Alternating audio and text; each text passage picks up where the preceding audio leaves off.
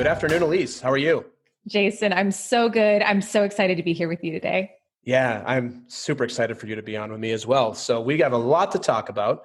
So let's get right into it. So Elyse, love if you could introduce yourself to the audience, who you are, where you are in the world, and anything else you'd like to share to kick us off. Yeah, sure thing. So my name is Elyse Archer. I am a founding team member of a company called Brand Builders Group. We are a personal brand strategy firm. We work with some celebrity personal brands, and we work with a lot of personal brands that are just starting out and looking to get a message out into the world and figure out a way to build a business around it too.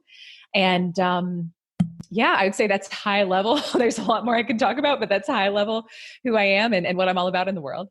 Yeah, well, we also have 50 minutes here, so we'll definitely talk more about this stuff. So thanks for sharing that. And where are you located right now? Currently, Atlanta, Georgia, which will probably not be a forever thing. My husband and I sold about half of everything we owned a couple of years ago, and we're in North Carolina, and we thought, it would be a really good growing opportunity to have to start over somewhere new. We had strong roots in North Carolina, and that's where I was born and raised. Whole family was there. So we sold everything and picked up and moved to somewhere where we knew my mom. She's down here, but she was really the only person we knew. So we've been here about 2.5 years, and it has been a growth experience. I can say that. It's good. We're liking it, but I think eventually we'll be picking up and moving somewhere else. Not sure where that is yet, but Atlanta for now. New York City by any chance? No. Although I do. Sorry, I can't handle the cold. I mean, you're asking me this in February. If you ask in like the fall or the spring, then maybe, yeah. Yeah, we're actually recording this episode on Valentine's Day, and it's like 30 degrees. And I walked outside. I'm like, the wind. It's really cold today out here. Yeah. It's like you would not like it at all. I can't do it. I'm a little bit of a wuss in the cold. Yeah. And also you probably get a lot less for your money here in New York City than you would get in North Carolina or Atlanta, Georgia. Oh my gosh. Sure. I know. Yeah. I was out there a couple months ago, and it's even just like, an Uber or food or anything it's so different from where it is down here. Yes. So different world. Yeah, absolutely. So as I always like to start the show with, talk about how Elyse and I know each other. So we met through Jonathan Mahan at BombBomb, actually. BombBomb is a super cool video platform that you can create fun little videos or longer videos and send them to people via email, LinkedIn, all sorts of social channels. And I had connected with him, and then he had recommended that you and I connect because I was really at the beginning of my entrepreneurial journey. We started talking about doing some branding stuff. So that's how Elyse and I know each other. And we've kept in touch ever since as friends and potential colleagues and all that good stuff. And just want to give a shout out to Elyse, and we'll talk about this at the end of the show. But if you're interested in how to really show up powerfully as your authentic self in your brand, like your video content is killer. Like you're probably the best I've seen around LinkedIn. It's very authentic. It's very fun. And you always have a lot to share. So sure, we'll talk about that as well. But I want to give you that shout out here right at the top of the episode. Thank you. I appreciate that. Yeah, of course. So first impressions of each other. This was an inspiration for one of my first guests. It's a weird and fun way to do an icebreaker, kind of. And because it's my show, I always make my guests go first. So Elyse, what was your first impression of me? And by the way, we have not had a chance to meet in person quite yet, but we have spent some time on some Zoom meetings and such and on the phone. So yeah. Yeah. I think, oh gosh. For me, the words New York show up and in a good way. It was like you were, I was like, this man is doing the hustle. No, it was good. I think you were in a co-working space. There was like all this stuff going on around you. You'd gotten like a little phone booth meeting area in the co-working space so we could meet. And I liked your style because I've always felt like I relate to Northerners more than I relate to Southerners, where it's like, we got straight to the point. We were talking, we didn't waste time. We got right into it. I was like, thank God I could finally talk to all due respect and love to my Southerners. I am one. But I've always felt like I was maybe like a Northerner, a little bit out of place in the South. So yeah. And I think the other thing that struck me was how the intention that you put into building your coaching practice, because I think at the time you were finishing up or you'd just finish up your certification, which a lot of coaches don't make the effort to do. It's like anyone can call themselves a coach these days, but yes, they can. Which I know you probably have lots of thoughts on. Yes, I do. But it's you're the guest today, not me. So I'll have to have you on my show to talk about that at some point. Yes. Yeah. But yeah, it was just like the level you'd invested into yourself, into getting your certification, growing your business. Like you were on it. And I was impressed with that. So New York in all the good ways, all the right ways. Yeah, that's awesome. Yeah. And I don't know if you know this, but that's such a compliment because I'm from Minnesota originally, Oh, which I is don't think I knew. which is very similar to the South in terms of spend a lot of time talking about snowmobiling and skiing and the Minnesota Vikings and families, and then you finally get to it. So that is a huge Yeah. compliment to me. Not that I don't love Minnesota, but I consider myself like, let's talk brass tacks. And then I'm more like, and then at the end, we'll save time for talking about that. So that's a compliment. I'm very flattered. Love it. Yeah. Yeah, Well, I that's great. genuinely thought you were from New York. So you've done a good Yeah. job assimilating. Yeah. So my first impression of you was similar in that as a fellow coach, and I think you do a little bit different coaching than I do, but you work with a lot of coaches on their brand. You're more of like branding coach, but I know you work with a coach, you work with a lot of kind of people similar to what I do, is like you knew how to speak to me in a way that resonated right away. Because it was like when we talked, it was very clear that you understood without knowing me at all or really understanding my niche, you kind of already knew how to speak to me, which I think says volumes for, I don't know if it's preparation or just like experience in the space. Like, regardless of whether you're a coach, a consultant, you want to become an actual like speaker, you want to become a celebrity, an author, like you knew how to speak to somebody who's like, hey, I want to create a brand for myself because I think that's important in my business. And then a few months ago, you actually did something for me, which I won't go into, that just spoke volumes about your integrity and how you like to run your business. You probably know what I'm referring to, that just as I'm like, this is a person who is authentic and pure integrity. And like, I guess that wasn't my first impression, but that was my impression afterwards. And in between, like I mentioned, the impression you give off on video when you're doing your coaching on video, you're doing the masterminds, or you're just being visible on LinkedIn, how spending time with you in person, like we're doing today. And yes, Elyse and I are looking at each other on Zoom. You show up the same way as you do on there. And I know from the space, my mini like thing that you just asked about, like there's so much inauthenticity of like people that are like, it's like the influencer, like, oh, this person's doing this thing and they're on vacation. Then there's no way your life is that good all the time. So I just think you show up authentically. So that's maybe not a first impression, but that's my impression of you. Thank you. Thank you so welcome. much. I like this exercise. I'm a words of affirmation person. So this is like, I can die happy now. I'm good. Yeah. I'll have to talk to you offline about one of the practices I learned in my coaching program about acknowledging your clients. You would be like, give me more. My wife is a words of affirmation person. I am not. Yeah. I'm a quality time person. So being on a podcast with cool people is kind of my jam. Like I'm feeling the love from my guests. So, got a lot to talk about in the next 45 minutes or so. So let's get into it. Are you ready? I'm ready. Let's do it. Yeah. So Elyse, first question for you. What is something that you nerd out about? Yeah. There's so many things. And I would say recently I have been nerding out a lot about learning about masculine and feminine energy, which is something I never thought I would really study or be into, because so much of my life, like 20s and corporate and even going into like starting my own business, what I've learned is that everything I did was very much from like my masculine energy, because that was really the way I learned to be and to show up in the world. And so for anyone who's not familiar, it's like we each have masculine and feminine energy. It doesn't matter if you are, born a man or a woman, we each have these different dynamics at play.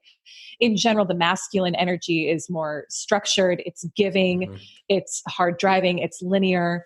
And then feminine energy is more, it's about receiving, it's the creative, it's the sometimes the unreasonable, right? And so it's interesting, I think, and this is something probably a lot of your listeners can relate to, but especially probably your female listeners can relate to. I think the way that we are taught we can be successful in business is by being entirely in our masculine. And I've been doing a coaching program for about a year now with very, very successful, like multiple 7-figure female coaches. And a lot of what is taught in there is creating from the place of the feminine in addition to the masculine. So really letting the masculine support the feminine. So it's just been really interesting to me to tap into this kind of new side of myself and see what happens with it. And it's been a great learning experience, because I always thought it was very weak to rely on feminine energy, if that makes sense. I think that's a lot of the conditioning, at least in our Western culture. But I've learned that how much power there is in bringing that into your business, and you can create such deeper connection and relationships with people that way. And you have new creative ideas that otherwise you probably wouldn't have thought about or had access to. So that's something I'm having a lot of fun studying right now. This is almost like a trap. I'm like, okay, let's just do the episode about this topic. This is so perfect. And I'll just take like 30 seconds on this. So first of all, you'll talk about this. I know you were in sales. So was I for 19 years. Sales is all about masculine energy. What's the structure? What's the operation? What's the process you use to get things done? And if you don't get things done, you get fired. It's pretty much that simple in sales. Performance. So I'll say that. So I'm not surprised by that. Second, and I think you'll think this is funny. So I consider myself very masculine. And I've shared this in the show. I have a wife and we have a 4-year-old daughter who's very girly. My coaching program was 15 women and 3 guys. Wow. I'm staying in the coaching program to facilitate the program. It's 10 women and me. And then icing on the cake, I literally went to a coaching meeting this morning for the International Coaching Federation. That's called the Coach Cafe here in New York City. It was 9 women and me. So I am surrounded by women. And so that's all by design, because like I am very much in process. I'm working on my feminine energy, because what I'm finding through a lot of things I'm working on is like my creativity is awesome. And I've always been like, no, I'm such a good doer. Like I'm so good at doing all this stuff, but like actually just getting creative and ideating. And one of the things we talk about in my coaching program that is a huge challenge for me is to declare from possibility, not from probability, which to me is a very masculine versus like, oh, is it like, could God or the universe or whoever you believe or my spirit or my heart take care of this thing for me versus like, what's the process I'm going to use to like get this done? What's the tactics I'm going to do? So man, seriously, we could talk for the rest of the time, but we're not going to. We could, but we're not going to. Yeah. That's awesome. Well, yeah, I love your perspective on that. And yes, we should have another conversation about that at some point. Yes. So there's a lot to be said there. Yes, there is. That's cool. That's a really cool answer to that question as well. Mm-hmm. So I know, Elyse, that you do a lot of speaking, like do keynote speaking and do workshops and such. So you're comfortable speaking. And you also do a lot of like video content. So if I was to be able to give you the opportunity to do a 5-minute speech to the entire world, what would you give your speech on and why? Yeah. I think for me, it would be something that I've learned a lot the past couple of years, which has really been trusting the process. And it kind of ties into some of what we just talked about, where for the vast majority of my life and my career, the way I've been able to have success is by controlling everything. And so having, rigid goals and tracking everything. And, it's like daily activity tracking. And I'm going to make this happen no matter what. And I think a very forceful energy. And about 2 years ago, I had an experience that taught me that I'm not in control of anything. And it's interesting. I call it like my year of 3 deaths. And so it's going to sound like a downer, but in reality, it has been one of the biggest blessings. And at the time, I was a partner in an 8-figure international sales coaching organization, was very successful there, and thought that was going to be the rest of my career. And some things happened internally inside the organization, and very quickly, I was no longer part of it. And I found myself suddenly going from, leading a team, being successful financially, feeling like I had a really strong reputation and brand, to suddenly feeling like a no one, a nobody, and not knowing where I was going to go next. And then about a month after that, I was co-hosting a podcast at the time called Linking Into Sales, and had these 2 great co-hosts, Greg and Martin, who were like my older brothers. And Greg, my co-host, passed away in his sleep at age 39. Oh my God. And so sorry. It was just, it was a father of 5 kids. Like, it was totally unexpected. He'd gone for a run that night, and then he went to bed and he didn't wake up. And those 2 things, and I'll get to the third in a minute, but those 2 things really taught me that we don't know how long we have here. And there are opportunities for reinvention all along the way, because the loss of that right, of that career, at the time, it felt really hard. It felt really challenging. But what it did was it actually opened me up to the opportunity of what else is possible. And it helped me have time to think about what I want my life to be about. And a lot of that was kind of like in the context of Greg's death. I was 30 32 at the time. So I thought, okay, if I had 7 years left, what do I want my life to be about? And what do I want my legacy to be? And what do I want to be known for? And that was right around the time that I came together with some of my former partners from the old company, and we formed Brand Builders Group, which has been such a blessing in the way things have come together.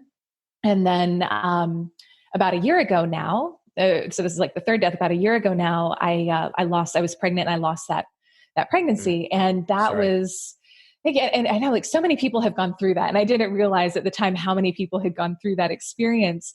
That was probably the hardest thing. That was definitely the hardest thing of everything. But what it did was it taught me at the time, like I didn't trust my body, because I remember the whole time I was pregnant, I was worried that I was going to lose it. And it was interesting. I'd never realized that I didn't trust my body like that. So what I've learned in this process is to relax a little bit, to take a step back, and to know that there's something much bigger than me, whose hand is at play. And there's a lot of blessings, as strange as it sounds, blessings that have come from all of those experiences. Even with the loss of the pregnancy, it's like we really got clear that my husband and I got clear we want kids. We know we want a family. We're in a house now that can support a family. Like I've built my business now to a point where I can, I can make money and not have to be actively coaching and working with clients. And like at the time I didn't do that. So there's just been, and I've learned to really trust my body and trust myself. And so, I think sometimes things are forcefully ripped away from us when there's like a lesson that we're not learning or that we need to learn. And so I've tried to be more aware and more ready for the lessons so that I don't have to be hit over the head with things. And even when we are, there's good things that come from that if we can be available to them. So that was a long answer, but that's been a lot of what I've learned. Yeah. So is that actually, so first of all, thank you for being vulnerable and sharing that. And, sorry. And, is that actually a speech that you deliver? Is that something you've written and you actually, have delivered to anybody? I haven't. I've talked about it a little bit on podcasts, but I have not delivered it as a speech. Maybe I should create something. We shall see. Maybe you should. We'll see. Yeah. So this is the Talking to Cool People podcast is brought to you by Jason Frizzell Coaching. Jason works with amazing people who are looking to find and develop their passion and purpose and create their journey to wherever it is they want to go. Check us out at jasonfrizzell.com, Facebook, or on Instagram. Jason loves hearing from anyone who thinks it would be cool to connect, to be coached, or to be a guest on our show. Email him at podcast@jasonfrizzell.com or DM him on Facebook and Instagram. And now, back to some more amazing conversation on Talking to Cool People. Yeah, this is actually a great segue into the part of the show here where I like to give you an opportunity to share your journey, which you've kind of already done so. So just to recap very quickly, you were in sales for a long time. You were actually in sales and then you went to a sales coaching company, right? Yes, exactly. You went to college or not college, and then sales coaching company. Then you kind of shared to what led you to Brand Builders. So to me, there's a couple pieces for me being the host I get to get curious about is like, what were you selling when you first started out and what led you into sales? And then also I'd love to hear more about Brand Builders and what you guys are up to in that business today. Sure. Yeah. So I've sold everything. College was, I think for those of us who like to sell, Me too. It's weird, right? I'm like, we're so strange. Who likes sales? It's strange. But I've sold everything from, in college, for example, I was fortunate in that my parents paid for my college, so I didn't have to work, but I wanted to work. And I actually laughed when I got my college diploma because I had 5 jobs at one time while I was in college, 5 sales jobs, because I liked it. And I never went to class. And I think the only reason I graduated and got a diploma was because they didn't know who I was. That's amazing. So I think I skirted by under the radar. But yeah, I mean, I sold, I did promotions for like Pentel pens and gum companies. And I would go to the college, like the football games and promote stuff. I I've sold clothing. I was a personal trainer for a long time, and I sold packages there. And then when I left college and went into corporate, I sold advertising. So small to medium sized businesses, I helped them with their digital advertising. So social media, SEO. This was like in the Wild West when I was selling out in like the middle of nowhere in all these really rural parts of North Carolina, and people didn't know what search engines were. They were still using the yellow pages. So it was a journey. It was, I did that in 2008. You can only imagine. That's pre-Instagram. It was it was pre like everything we use today. That's so funny. Yes. Awesome. So quite an adventure. It taught me a lot about selling very quickly. Yeah. I want to just interject one thing here.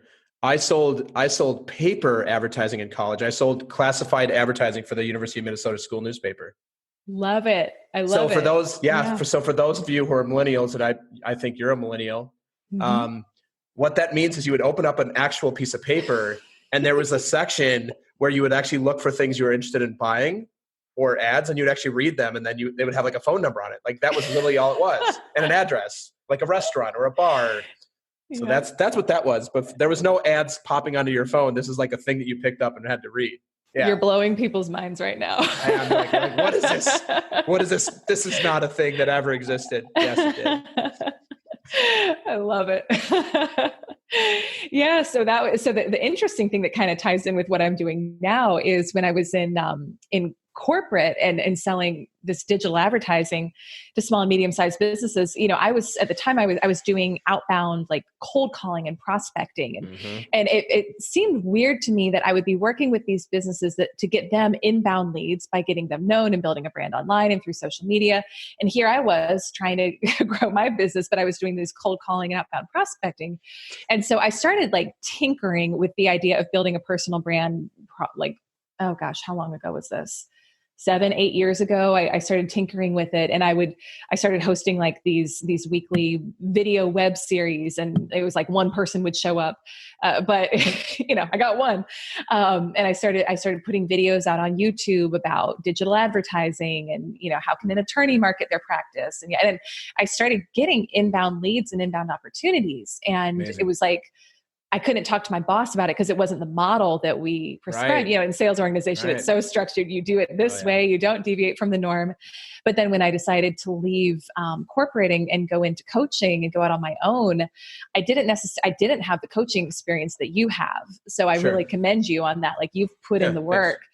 Yeah. And what I did know though, was that if I was going to be successful, I had 6 months of savings to my name. I knew I had to make it work because I didn't want to go back to corporate. The only thing I knew to do was how to promote myself. And so I got very good at marketing and branding myself. And I did networking events, built an email list, YouTube. It was like the thing that worked the best above everything else was videos, specifically on LinkedIn.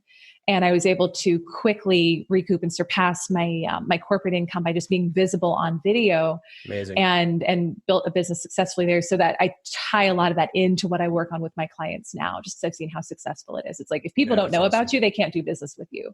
Yeah. So especially, definitely. Especially in crowded spaces where a coach or a consultant or an IT consultant, or an author, authors have their titles of their books, but you don't even know what the book's about, or speakers.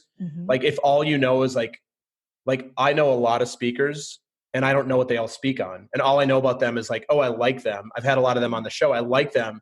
And I like the way they present themselves online, and they seem interesting to me.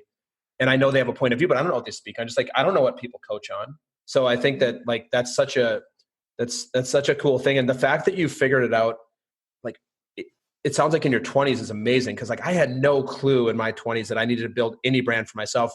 And also the realization, you're always building a brand, whether you want to or not. It's like, do you want to be intentional about it? Or do you want to suddenly have your brand be something that maybe isn't so great? Yeah.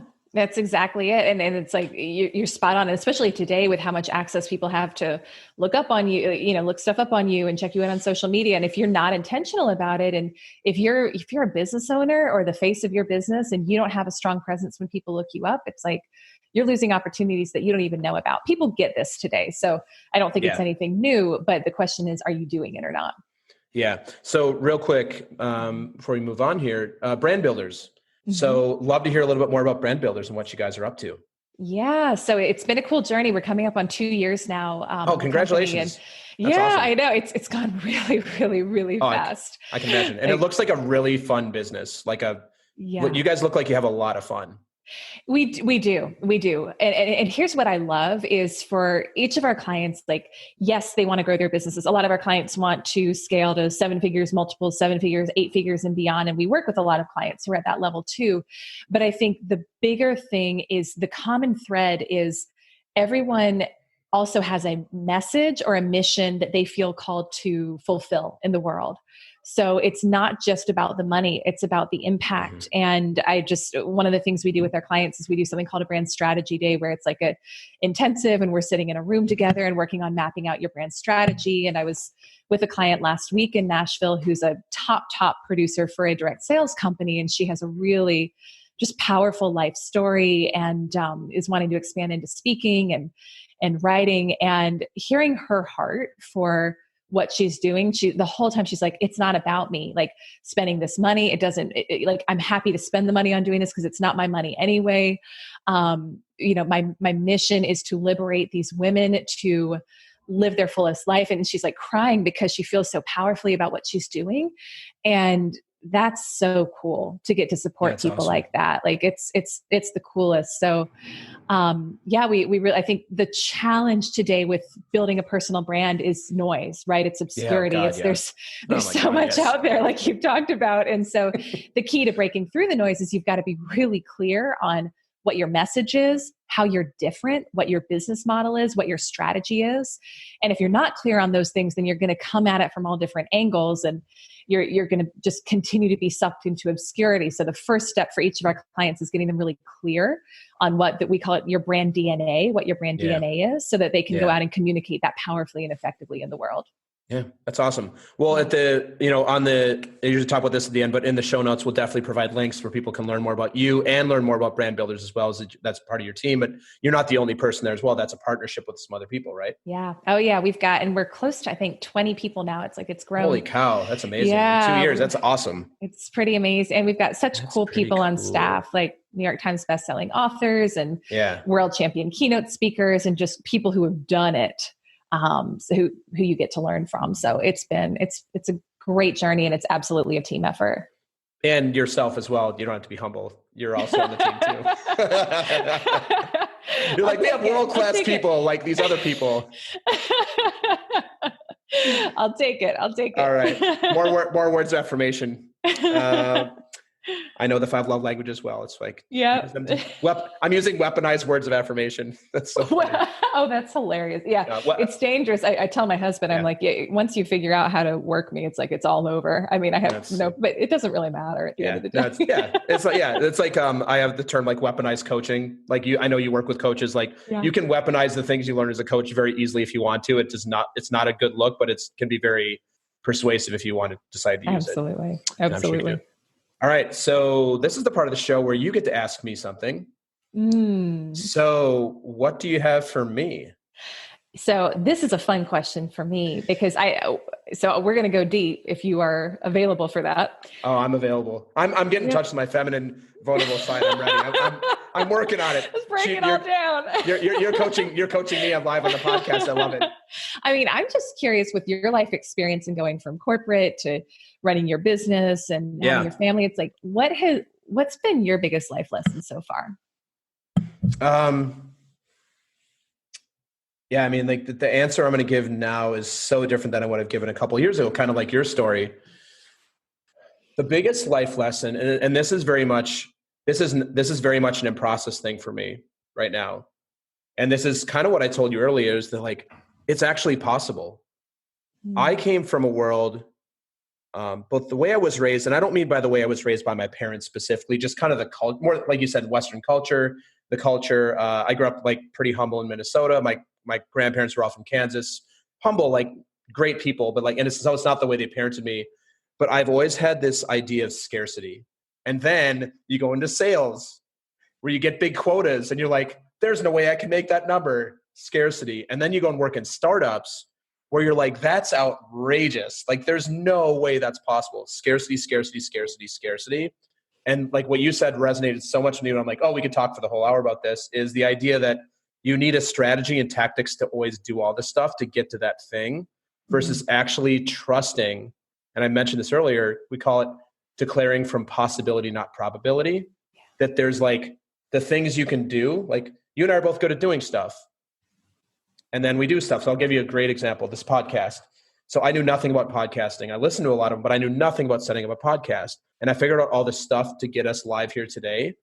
But I have a list of people that have said yes to the show, and I don't know how they came. I don't know how I got all of them. Like there's like the possibility part of that. So the biggest lesson that I've learned that I'm in process with, and when I'm not feeling empowered, I forget this lesson, is like, there's a lot more to it than just Jason doing a bunch of stuff. This actually happened to me in my business. I had a really good summer. I had a couple of really nice new clients start. And then and I think this happens to all entrepreneurs. It was like a ghost town. Like it felt like nobody was paying attention on social media. I was like, what's going on? Like I've got these clients that like me, but they're not referring me anybody. And the beginning of this year, I had all of a sudden my business like blew up in a good way in the last month and a half. And a couple of the clients that I've actually attained are purely from possibility and magic, because I had no idea who they were. They came in through a referral for somebody who I talked to one time who didn't hire me, which is like, the salesperson is always like, oh, they don't like you. Like, oh, the stories you create. So for me, it's like learning that like, hey, like you're still going to be good at doing this stuff, but there's more to it. And whether you believe that's like, like whether that's God, if you're religious, if you just believe more like a universal intelligence, or just like even like geeky, like Star Wars, like the Force, like whatever it is you believe, it doesn't really matter. There's something at play. And the other lesson that goes along that was like the energy you put out, you so much get it back.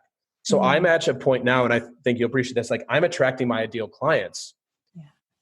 And my clients have always been amazing, but it hasn't felt like a trade of energy. It's been like, I'm needy to get clients because I'm new. And now I'm like, oh, here they come. And like the person I talk to, I'm like, oh, you're an ideal client for me. And I'm actually getting to the point now where I get to say no to clients if they're not ideal for me, which, as a new part-time or a new entrepreneur, you're like, I need every single client. Like I need every dollar and every client. Now I'm like, do I want to work with this person? Like they're great, but I might refer them to another coach because they might not be perfect for me, because I know that's just going to end up being an energy for me. So I think the biggest lesson, and also now that I'm a parent of a just turned 4-year-old, there's a lot of possibility that happens at that age. And I think Elyse and I were catching up on, you have nieces and nephews, like it's not all about the doing when you're parenting, because like your kid will be like, no, and then they'll go do their thing. And the best parts of being a parent to me are like the possibility parts where you just kind of let it happen. Yeah. That's so good. And if I can just add one thought, there's a book I'm reading right now, which has been like game changing, that talks about a lot of what you were just talking about. And regardless of your religious path, I think it's a great book to read, The Power of Favor by Joel Osteen. And it really speaks to, I think one of the lines in the book is like, God can do more in an hour than you can do in your lifetime. Totally. And it's really like when you're walking the path, when you're in the energy, when you're in the alignment, you're doing, things will happen and shift and move for you that you never would have dreamed. So cool. And it's a lesson in trust. So that's awesome. And so I wanted to turn it back to you, because that was vulnerable. That was good vulnerable. I'm down for getting vulnerable. Thank you for the really awesome question. I've never shared that on the show, so that's great. This is a question for you around this, because you have the experience of this and I don't. So you work with like multiple 7 figures. Like when you say celebrities, like I know who these people are. They're celebrities in like they're influencers, they're authors, they're speakers. If we said their names, which you won't, people would know who they are. Do you find as you grow in your business that the people you work with, that actually magnifies that, like the possibility happens more? Or is it like they've come to the realization as well, where it's like partially about the doing, but there's also like a lot of magic possibility? I don't believe in pure luck, but like being at the right place at the right time. Like you said, your brand's authentic. Like what do you see for the people that you work with that are most successful around that specifically? Yeah, I think it's a good question. I think there's definitely commonality in clients who are playing at a certain level, where it's like you've had to grow so much as a person to be able to get to the point where you're, running a top 50 podcast or, you know, making 100K for a keynote fee. It's like you've had to become a radically different person than who you were in the beginning. And so I think the synchronicities and the things that happen that they just couldn't have predicted. It's like, yeah, I mean, and so she's not one of our clients, but I was having fun watching this the other day.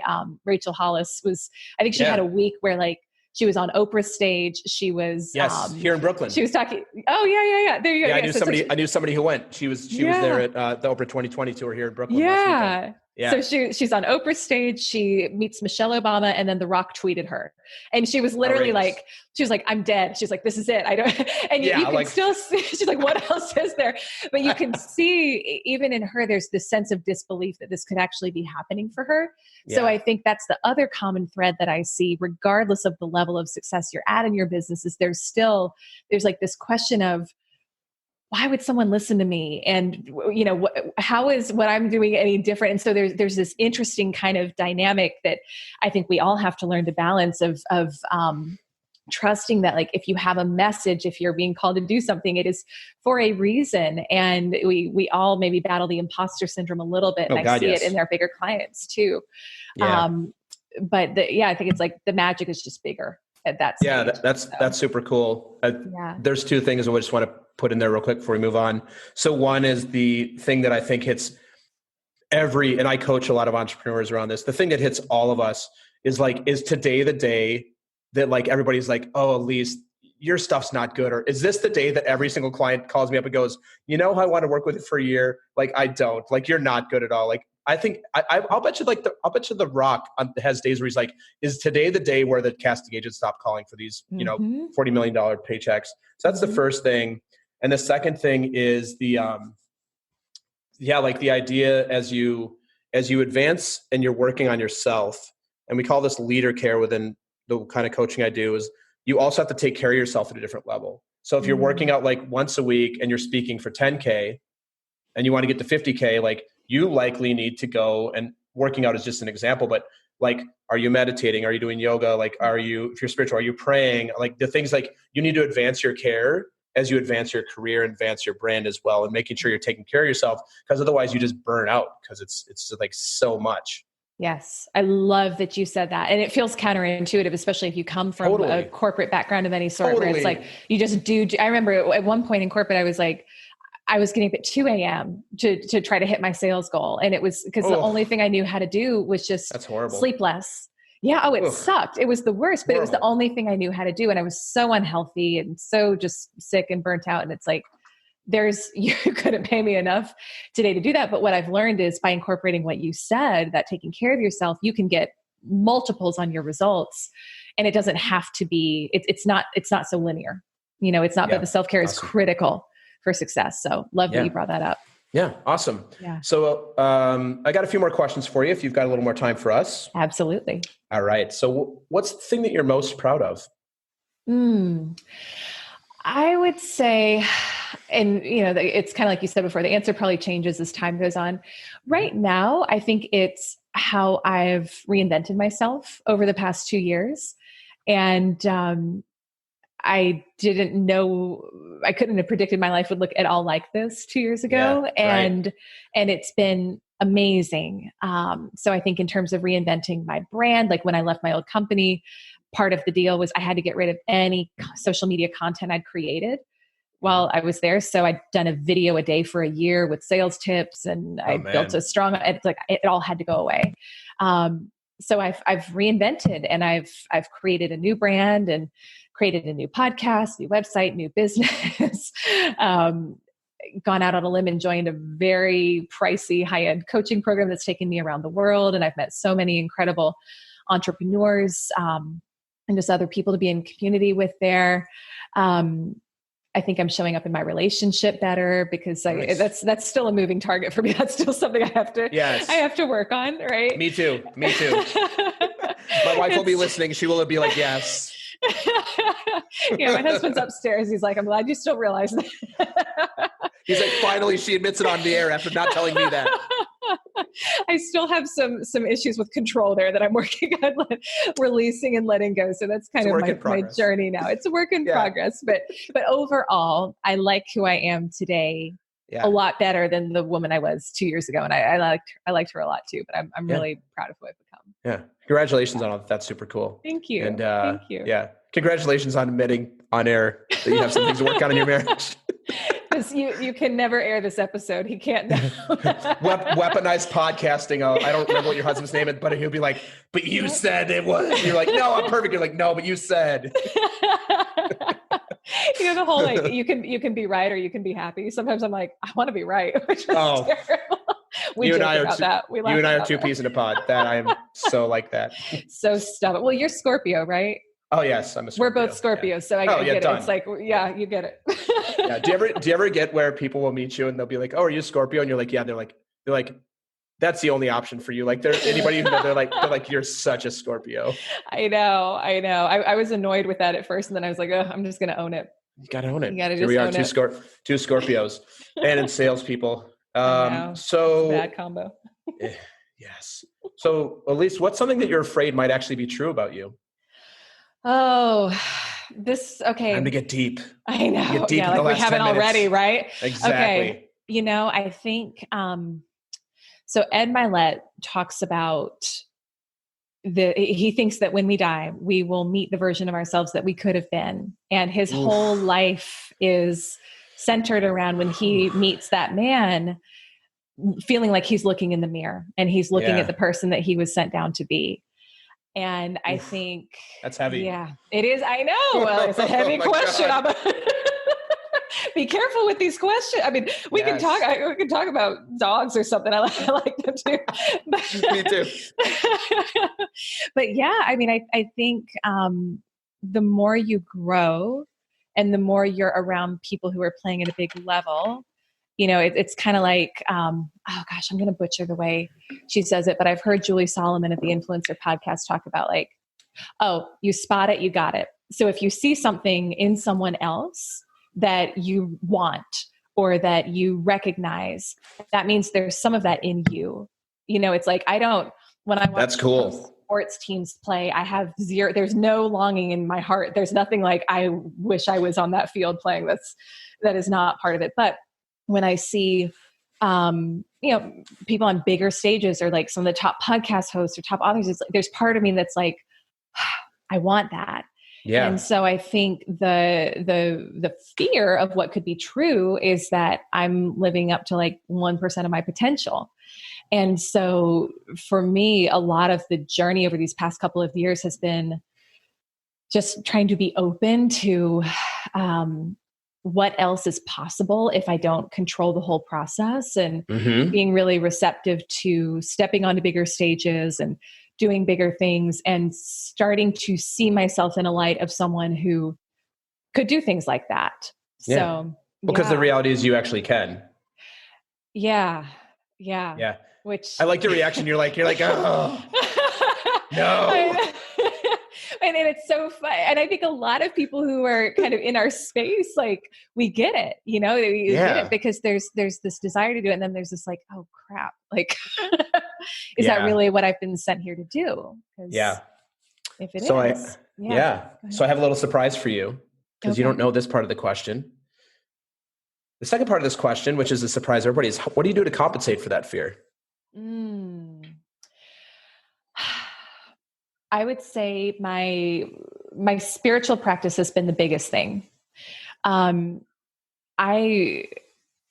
most important thing to me every morning is getting quiet. And even like this morning, I got up and I felt like my brain was going in a million different directions. And I made the mistake of checking my phone first thing, which I never do. And then I was just like, I was off. So that's not a good move.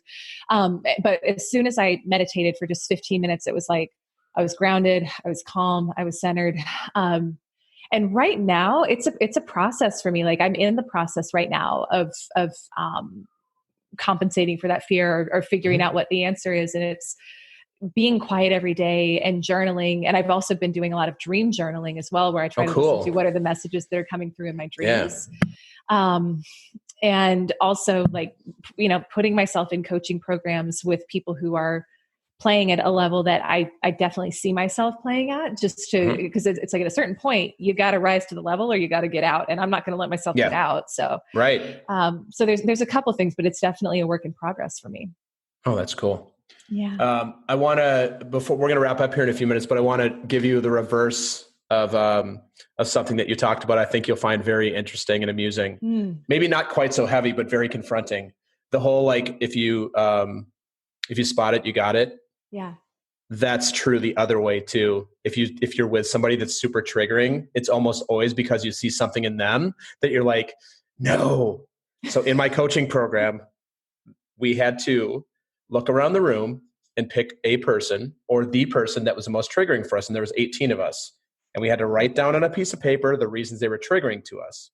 And no, we didn't like play Hunger Games and like tell the people.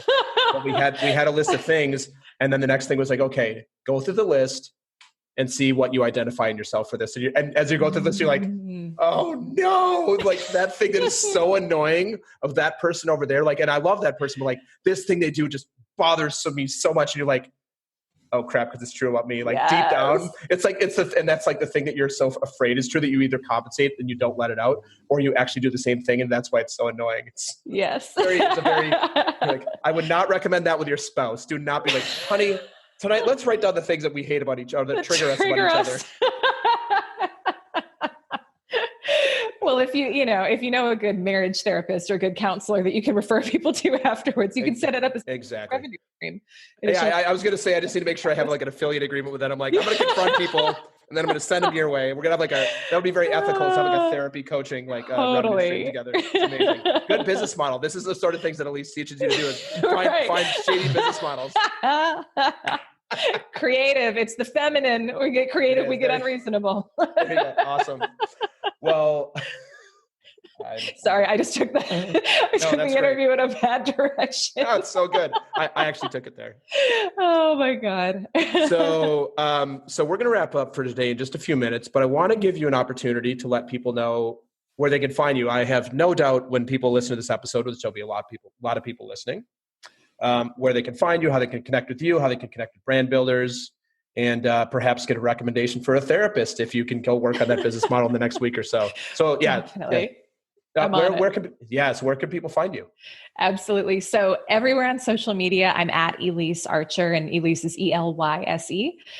So at Elyse Archer, you can go to my website, elysearcher.com. And then for anyone who's listening who is focused on building their personal brand and wants to get some clarity, we've actually put together a free course that they can take that's called First Step to Famous. And it's actually the same process that we take our clients through to help them figure out and get clarity on what their uniqueness is and what their message is. So it's really, really good. And you can get that at ea.brandbuildersgroup.com. So it's ea.brandbuildersgroup.com, and you can get the course. And then I hope people will connect with me on social, because I would love to connect and make everyone better. Yeah. So two things. I'm going to call it your humility again. Just because this is what I do as a coach. I'm reflecting to you. So first thing is, you also have a podcast that you did not mention. That's awesome. True. Thank you for that. Yeah. Yes, of course. Yes. Instant Impact with Elyse Archer is my podcast. Yes. And I would love for you to listen and subscribe.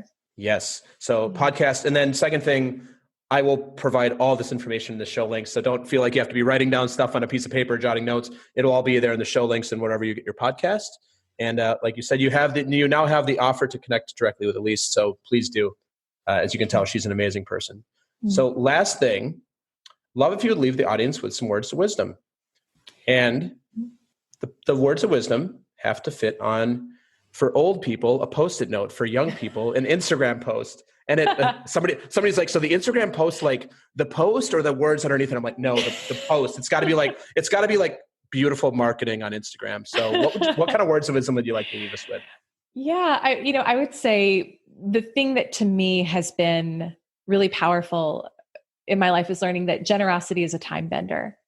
Ooh, and so if you're looking to get better, faster results in any part of your life, I think generosity is the key to doing that. So whether it's giving more of yourself by actually making yourself visible and building a brand and putting yourself out there like you're doing with this podcast, Jason, and it's going to draw people in and it's going to speed up your results in your business and in your influence and your impact. Whether it's being generous with yourself, like you were talking about, the self-care that's required when you're playing at a higher level. All of these goals that we have that are going to require us to stretch and leap, you can incorporate generosity there as part of your strategy. It's going to happen faster for you. So that is words of wisdom I would love to leave with everyone. Man, did you create that? Generosity is a time better. Is that your own quote? It is my own. Yeah. I think That's it was amazing. One of the things that came to me like in a dream one night. This is the power of dream journaling, is sometimes you get some good stuff. You're like, and the last thing is I have a dream journal available on my website. I'll give you an affiliate link. Exactly. No, like that, like seriously, that is a, you got me thinking about that quote. That's super cool. Well, I want to thank you for being on today. It has been an absolute delight to see you and to talk to you and get to share all of your goodness with the audience. And I wish you the best in everything you're doing, what Brand Builders is doing. And I have no doubt that we'll be connecting again very soon. Thank you, Jason. It's been so much fun. An absolute pleasure. Thanks. Thanks for listening to another episode of Talking to Cool People with Jason Frizzell. If you enjoyed today's episode, please tell your friends. Follow us on Instagram and Facebook and give us a shout out, or take a moment to leave a review on iTunes. If something from today's episode piqued your interest and you'd like to connect, email us at podcast@jasonfrizzell.com. We love hearing from our listeners because you're cool people too.